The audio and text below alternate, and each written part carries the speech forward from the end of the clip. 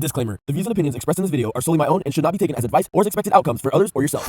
Over the past 5 months, I've spent a week and a half cruising on one of the world's largest cruise ships. And while living the sweet life may sound glamorous, it definitely comes with its ups and downs. So, situation, we can't take showers in here. Every time we do, the water comes out here.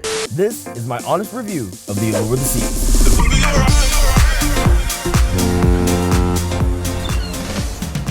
Hey, I'm your host Nick J, and this is my honest review of the Allure of the Seas. Now, before we go ahead and get started, I must add this little disclaimer. I've been on this ship 2 times within the past 6 months, and I'm not reviewing just one cruise, but I'm reviewing both of the cruises and putting both experiences in one review so I can give you guys more of an accurate opinion on the quality of everything and the service of everything here on board. So if that sounds good to you, make sure you guys go ahead and drop a like on this video, subscribe if you're new, and of course, turn on that post notification bell so you can get notified each and every single time we post a brand new video here on the channel. But without further ado, let's go ahead and get started.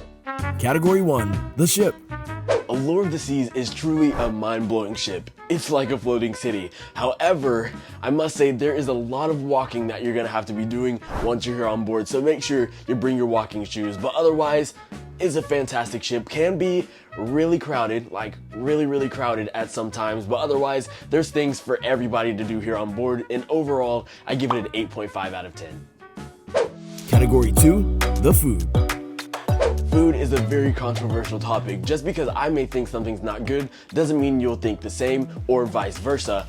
However, I've got to say the food has consistently not been great here on board. And to add to that, when we were back here a few months back, we had the same opinions, and they're still the same now that we're back here on board. Unfortunately, the audio in the rest of this clip had cut out, but overall, I give the food a 6.5 out of 10. Category 3, entertainment. I'm gonna split the entertainment into 2 different categories here on board. Number 1, the production shows, and number 2, the different events that they have here, hosted activities, seminars, that type of thing. So for category number 1, the production shows, I have 3 words and 3 words only. They are phenomenal. You must see all of the production shows here on board. You've got the Aqua Show, Ocean Aria, that one's amazing. You got the Ice Show, the Ice Games, that one's great as well. You got Planet Blue. There are so many of them, and you must just come on here and see them for yourself, and I promise you, you will not be disappointed with them whatsoever. Now, for the second category, I just can't say the same. The onboard events here have just been kind of lackluster, and on the Cruise Compass, I believe is what they call it here, honestly, it shows more things being open and more seminars than actual events that are being hosted around the ship.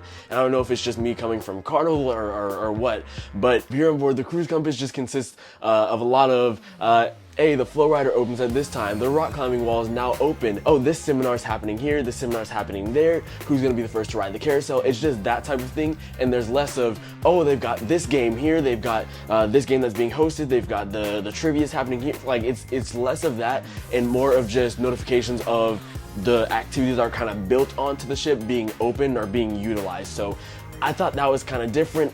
I personally don't prefer it, but then again, just like the food, just because I may not prefer it doesn't mean you'll think the same. So that's kind of my opinion on the entertainment. And overall, for the production shows, I give them a 10 out of 10. And for the other activities happening here on board the ship, I give it about a 6 out of 10. Category 4, customer service. All in all, the customer service here on board the Allure of the Seas has been good. Our last cruise here on board, it was just okay. Matter of fact, it wasn't that great, but now that we're back here, I've seen that they've improved a lot, so I'm really glad to see that, and overall, I give it a 7 out of 10. Category 5, embarkation and debarkation.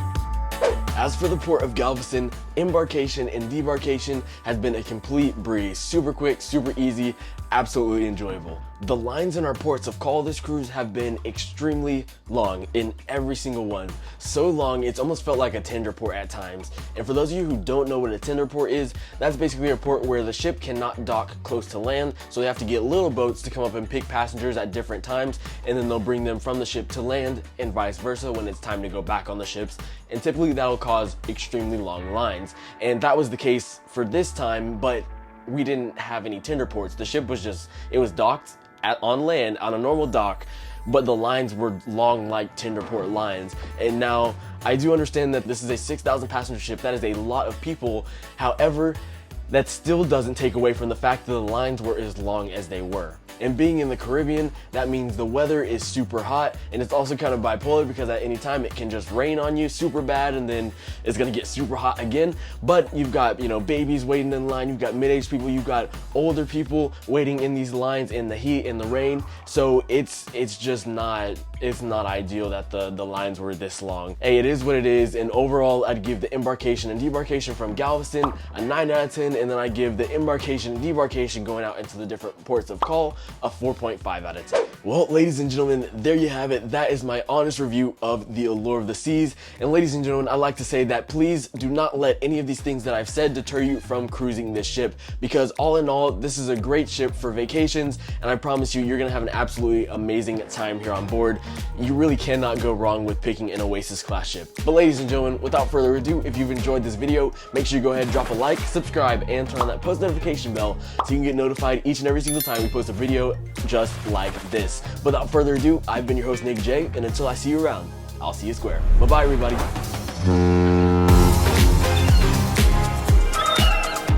Hey, thanks for watching all the way through this video. Want to watch more?